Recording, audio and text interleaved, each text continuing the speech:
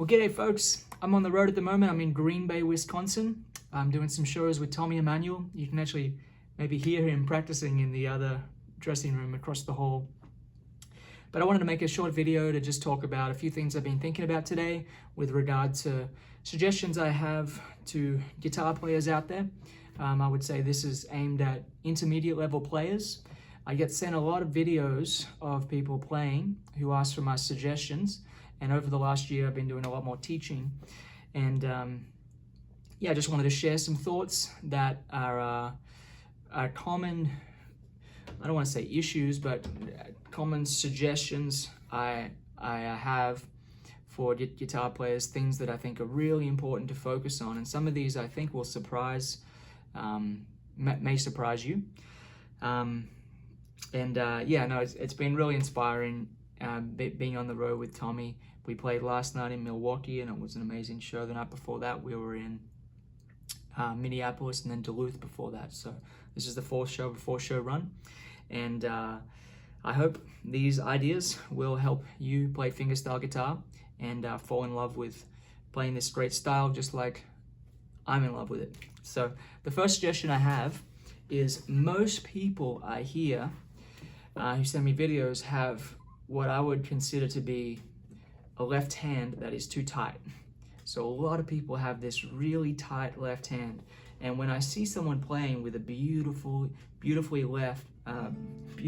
relaxed left hand, I'm always so impressed, because if your left hand can play whatever you ask of it with a perfectly relaxed physiology, then you're ahead of the game in a big way, if you ask me. Because it really takes a while to develop, both your hands. It takes a while to develop the right hand. A lot of people see me playing fingerstyle guitar and they think all the action happens with the independence between the thumb pick and the fingers, and that is a really important skill to acquire. But a lot of people overlook the left hand, I think, and I spend a lot of time working on my left hand. So here are some of the exercises I do to work on the left hand. Firstly, I stretch before I practice and before I play, always. I've always done this, and it really is something that I find really important, very important. So I just stretch the forearms like this, and I stretch the thumb back like that. And I always say I'm not a physical therapist, so don't attempt any stretches that might cause you injury. But that's basically what I do. I have about 10 seconds for each stretch. And I love to do these little hammer-ons like this with the index finger and middle finger. And I'll do that for about 45 seconds to a minute. I usually take my watch off and I'll just look at the second hand. And just really focusing on having the forearm and the shoulder, everything be really relaxed. And you can go fast or slow, loud or soft. You're just trying to get those notes to be clear. And then we'll go from the middle finger to the ring finger. We'll hold that for a while. And most people will be able to do that. But next up we have the pinky. And that's very difficult for most people. So what this is doing is just isolating the musculature needed to fret the notes and just practicing it, practicing that controlled motion. And if you're focusing on having the forearm be really relaxed, then what you're doing is you're just trying to get the left hand to have more control. Because if the left hand is tight, tightness is the enemy of tone. It's also the enemy of speed. And it's the kind of habit that you want to break as soon as you can. You want to always have really relaxed hands, relaxed shoulders. And I love to practice in front of a mirror. It's a great way to monitor your technique. But the left hand is a big deal, I think. I try to think of it like I'm playing a violin or something. Like my left hand is just this fluid, really relaxed thing. You know, sometimes I try to practice without the thumb on the neck. Hopefully you can see that.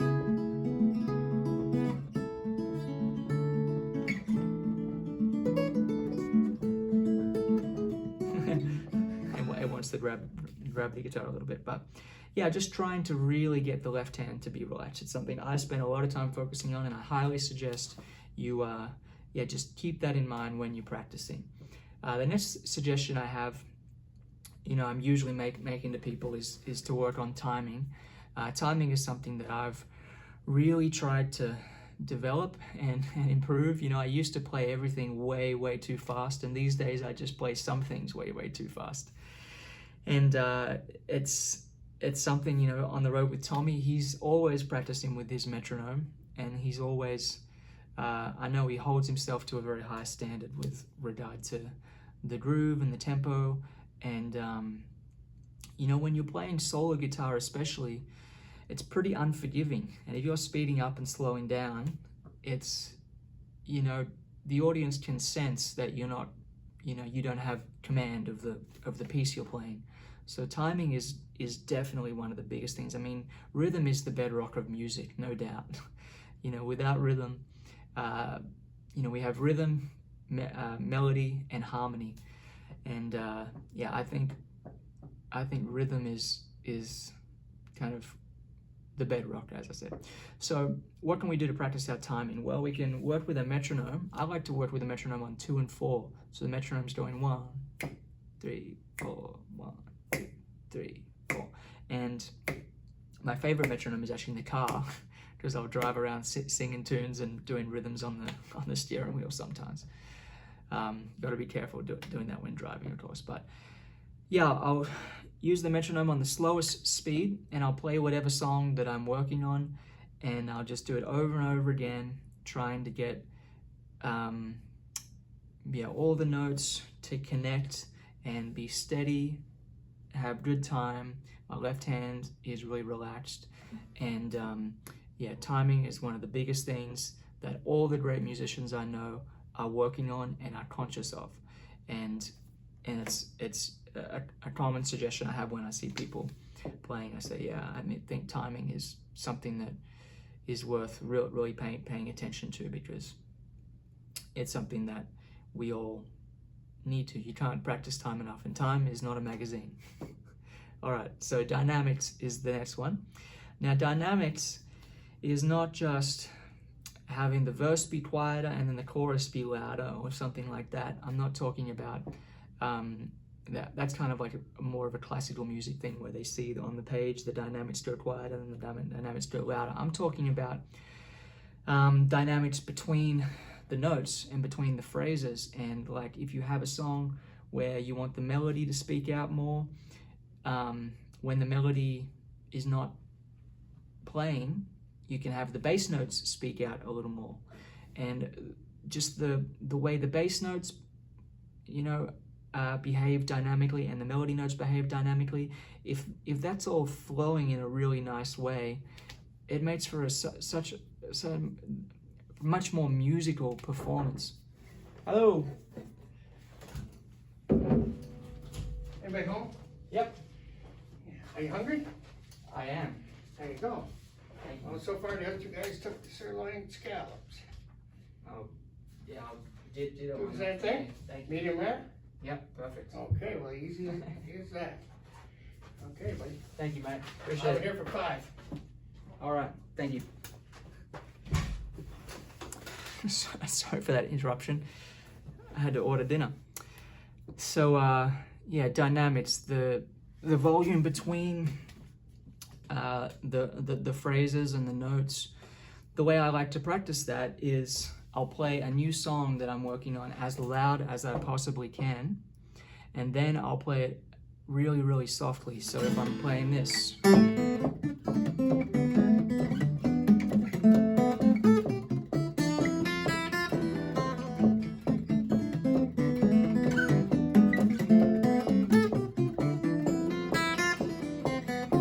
that's pretty loud.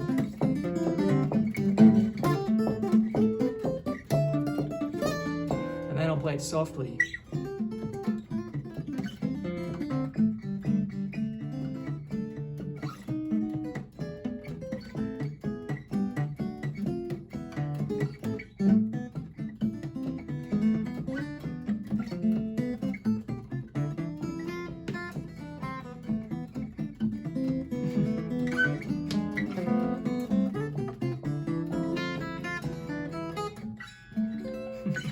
Something like that.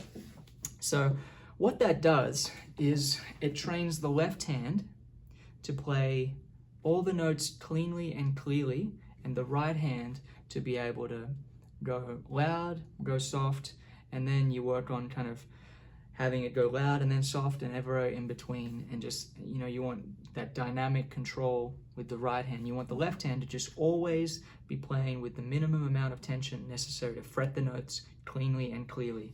So those are some ways to practice dynamics, and I think it's certainly something to be aware of, because if you're just playing everything kind of at the same level and you haven't really worked a lot of that into your playing, I think it's something to definitely be aware of. When Tommy Emmanuel plays, he has a very light touch, and so do I.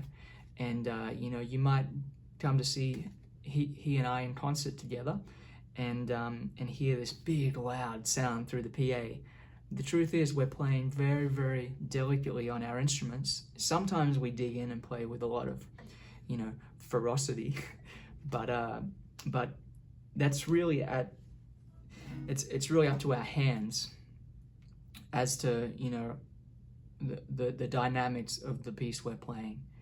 So yeah, a lot of people are surprised when they hear Tommy just playing acoustically. They're like, wow, he has a really light touch, but it sounds so thunderous. So the next point is getting the melody to really speak and be clear. Now, my favorite music is very melodic, and having the melody speak through really clearly when we're playing fingerstyle guitar, I think is really important. You know, if we're just playing rhythm guitar but we're accompanying someone else, this is a moot point. This is not really you know, applicable. But if we're playing fingerstyle guitar where there's a melody being played as well as some chords and a bass line or whatnot, having that melody really speak beautifully and be kind of separate from the accompaniment is really important and really worth focusing on. So I think the way to practice that is just to, you know, spend some of your practice time playing tunes with a great melody, maybe Bye Bye Blackbird or something. Whoops.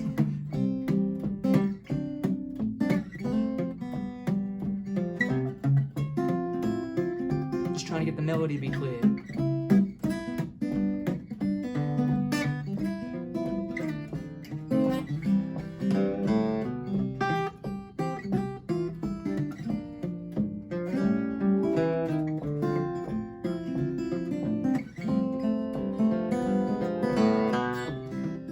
Bass line comes in there.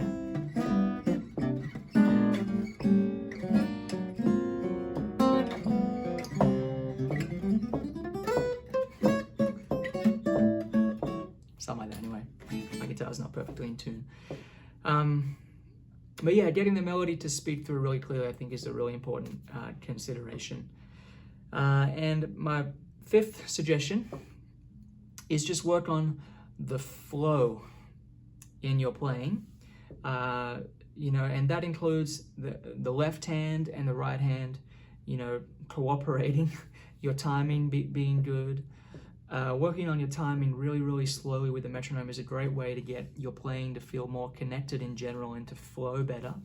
Having the melody speak through clearly, and the dynamics of your song really kind of just sizzle and be the right little, you know, have them be interacting in a really nice way. That's an important element of flow, as well as just having the sheer muscle memory of playing a song over and over and over again with beautiful, relaxed technique, articulating the melody nicely and being able to, yeah, just express the song however you're feeling it at the time. I think that's really what we're all going for. That's the ultimate goal as we're practicing and developing our craft and our repertoire.